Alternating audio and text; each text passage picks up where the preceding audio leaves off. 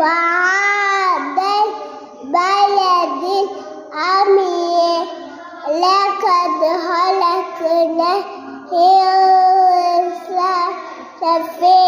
أحسن تقويم